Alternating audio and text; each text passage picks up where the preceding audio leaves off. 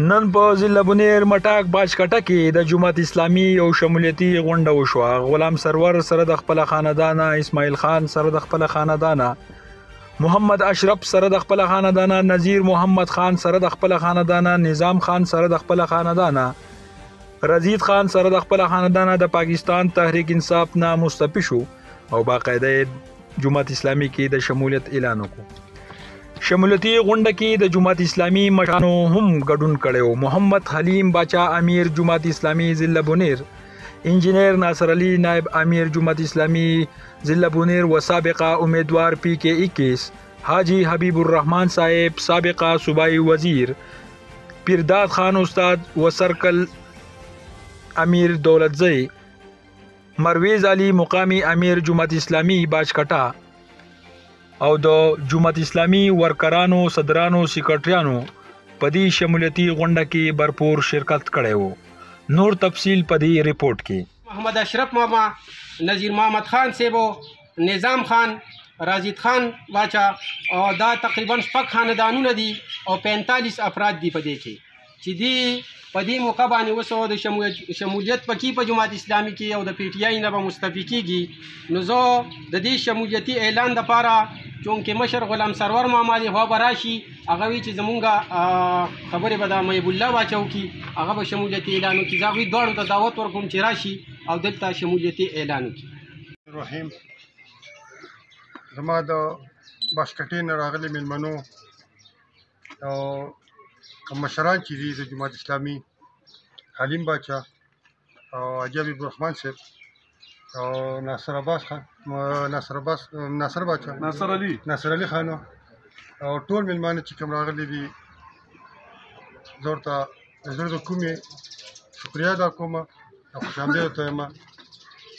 زه د خپل ماما د طرف نه او د هغه د نوسو د طرف نه، د هغه د زامنو د طرف نه چې لومبي نوم د غلام سرور ماما دی او نور د هغه څلور وروڼه دي، هغوی د تحریک انصاف نه مستعفی کیږي او په جماعت اسلامي کې اعلان کړي بغیر څه شرط او بغیر څه دغه نه. او زه هغوی ته هم ټولو ته هغوی طرف نه ټولو راغلو میلمنو ته او ټولو په سټیج چې کوم ناست دي د هغوی د طرف نه ټولو شکریه ادا کوم. السلام علیکم.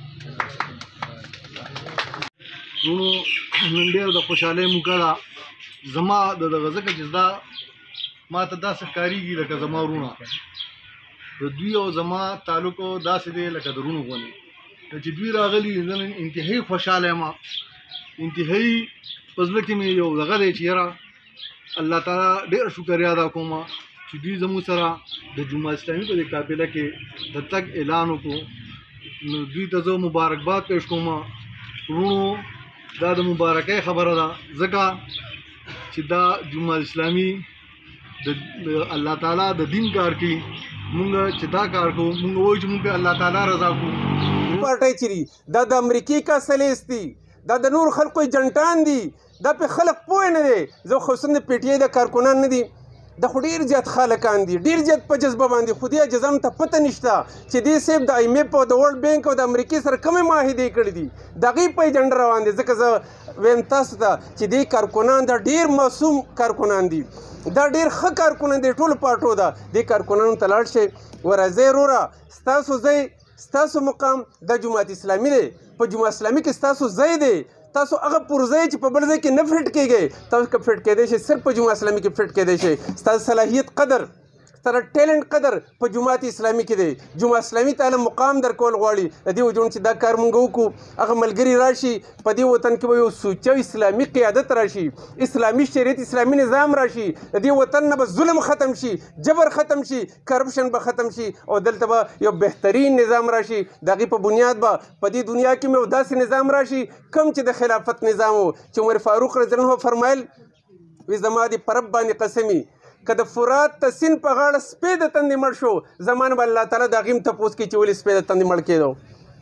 بیا داسې دور به راشي چې څنګه د غره په سر کې یو ګډبان وي، دغه ګډه ماته شو، شر مخ ماته کړه وي انا لله و انا الیه راجعون. چې تپوس وکړو دا کلمه خو هله خلک وایي چې څوک وفات شي وی او د مسلمانانو خلیفه وفات شو وی تا ته څنګه پته ولګېده مسلمانانو خلافت مدینه خو ډېره لرې ده وی ما ته پته ولګي مسلمانانو خلیفه ژوندی و وی شرمخ ته دا جرت نه و چې زما په ګډه باندې حمله کړې وې نن چې شرمخ راغی زما بیزه یې ماته کړه د دې مطلب دی چې مسلمانانو خلیفه وفات شو او چې مازدیګر شو پته ولګي چې مسلمانانو خلیفه وفات شوی دی چې خلیفه ژوندی په ټول وطن کې داسې امن چې د ځنګل زمرې او شرمخ هغه په ګډه په بیزه باندې حمله نشي کولی د دې وجرونو تاسو ته درخواست کوم چې دا میشن جاري وساتئ دا خلق ځان سره شامل کړئ او چې شامل کړئ الله تعالی به اجر درکړي په دنیا او په آخر باندې به اجر درکړي نو زه اجازت غواړم